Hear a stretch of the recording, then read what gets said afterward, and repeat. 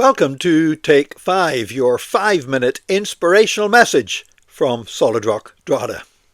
I'm Nick Park, and I can remember a few years ago, my wife and I and other members of our family travelled over to Germany for a family wedding. My wife's cousin was getting married in Berlin. And I remember while we were there, we were staying in this old house, and I remember it being explained to us how the rules worked for putting rubbish in bins, that you had to sort everything out. You couldn't just, at that time in Ireland, we were just throwing everything in the one bin. But now in Germany, we found we had to have a green bin and a black bin, and you had to sort through your rubbish. And that seemed so strange to me. And I can remember saying to Janice, I can't see this ever catching on in Ireland. Well, how wrong I was. Because today we have a black bin for general rubbish. We have a green bin for recyclable stuff, cardboard and plastics and such like.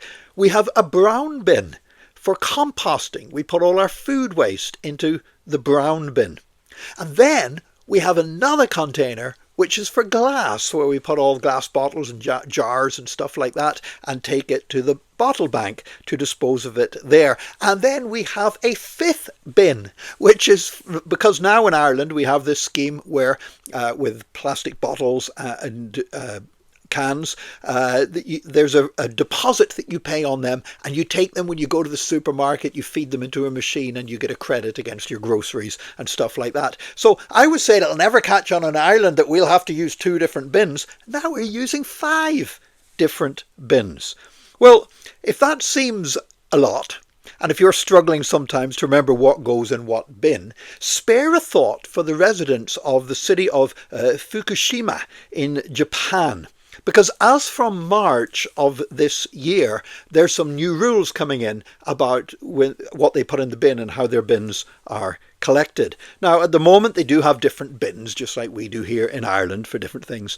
But they're concerned that too many people aren't sorting the rubbish correctly and putting the right stuff in the right bins. So as from March, what they're going to do, if there's a bin put out to be collected and it's not being sorted correctly, they're just going to refuse to collect it. They're going to leave it out where it is, outside the apartment building or whatever. They're going to put a sticker on it warning you that you've got a week to fix it. So you've actually got to take your bins back inside and you've got to empty them out. Can you imagine having to do this? Empty them out and sort everything properly and put it out again within a week. And if you don't do that within a week, if after a week the bin still isn't properly sorted, then they're going to name and shame you. They will actually publish a list of the people who are not sorting their rubbish correctly, and hoping that the fear of being shamed in front of their neighbours will cause people to be more responsible in how they sort their rubbish and put it in the bins.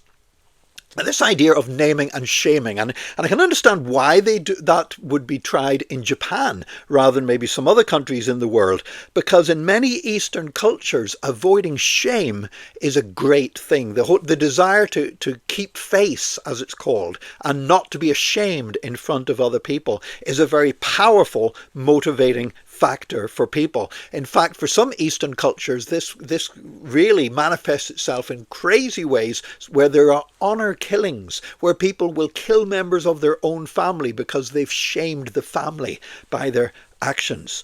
So in many Eastern cultures and Middle Eastern cultures, this concept of shame is a very powerful one. Now, maybe here in the West, we've become too shameless that very often, I think sometimes we even misunderstand the gospel. The gospel speaks about Jesus taking our shame to the cross. Now, funnily enough, in Western preaching, we tend to preach just about the pain of the cross. If you think about the movie The Passion of the Christ, it was all about the physical suffering of the cross, because we live in a society here in the West where avoiding physical pain is the biggest motivating factor. But in many other parts of the world, it's the idea of avoiding shame is a much more important component of the gospel.